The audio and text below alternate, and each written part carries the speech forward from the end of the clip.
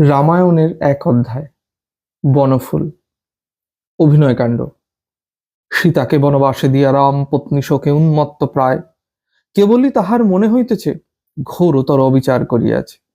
কুলগুরু বশিষ্ঠকে বলিতেছেন, গুরুদেব, অবিচার, এ ঘোর অবিচার। সীতার কোনো অপরাধ নাই, তিনি নিরপরাধিনী দেবী। আমার কোনো অধিকার নাই তাহাকে শাস্তি দিবার। আমি মহাপাপ করিয়াছি, আমি। তাহাকে থামাইয়া দেয়া বশিষ্ঠ বলিলেন, বৎস, সত্য রক্ষা করা ক্ষত্রিয়ের ধর্ম। তুমি সত্যাশ্রয়ী, সত্য ধর্ম পালন করিয়া প্রকৃত ক্ষত্রিয়ের কার্য করিয়াছ। রাম বলিলেন, এ তো সত্য নয়, এ যে মিথ্যা, এ যে অবিচার গুরুদেব, এ যে মিথ্যাচার গুরুদেব। গুরুদেব বললেন, অধীর হইও না বৎস, রাজধর্ম বড়ই কঠিন। রামচন্দ্র শুনিলেন না, অধীর হইয়া উঠিলেন।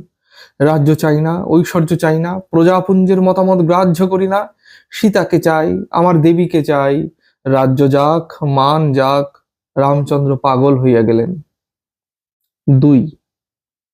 অভিনেতা নকুড় মাইতি রামের অভিনয় শেষ করিয়া যখন শেষ রাত্রে বাড়ি ফিরিলেন, তখন তার পা টলিতেছে মদের নেশায় চুর চুর।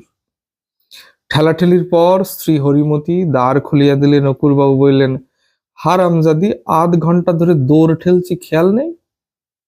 হরিমতি বললেন, ঘুমিয়ে পড়েছিলাম। নকুড় মাইতি কহিলেন, ফের কথার ওপর কথা বলিয়াই এক লাথি এবং রাম লাথি।